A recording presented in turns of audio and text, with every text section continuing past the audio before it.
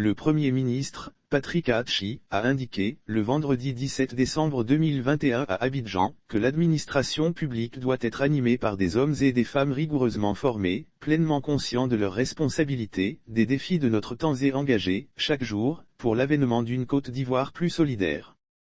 C'était au cours de la célébration, en une cérémonie unique, du baptême des 54e et 55e promotions des élèves de l'École nationale d'administration, ENA, et de la clôture de la première édition des Journées de la fonction publique, JFP, dont il était respectivement le parrain et le président.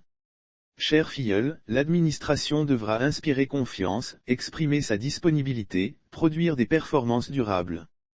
Elle sera le partenaire privilégié des entreprises comme du citoyen dans une vraie démarche d'écoute, de responsabilité et de probité, a insisté Patrick Hachi. Pour le chef du gouvernement, les transformations profondes auxquelles aspire la Côte d'Ivoire pour permettre de nouveaux progrès humains requièrent des efforts qui devront être orientés en direction de quelques axes majeurs.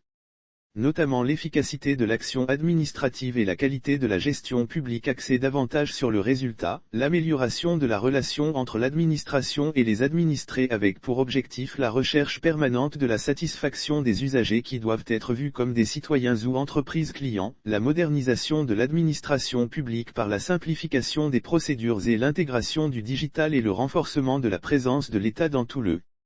territoire en favorisant la proximité de l'administration avec nos populations en région, avec la même qualité de service dans un souci de justice et d'équité.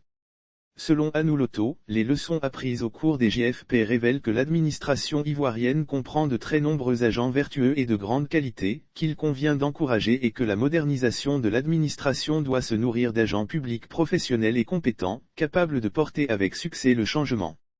Quant à Madame le directeur général de l'ENA, Salamata Traoré, elle a expliqué que la 54e promotion est forte de 359 élèves, dont 122 femmes et la 55e de 346 élèves dont 208 hommes.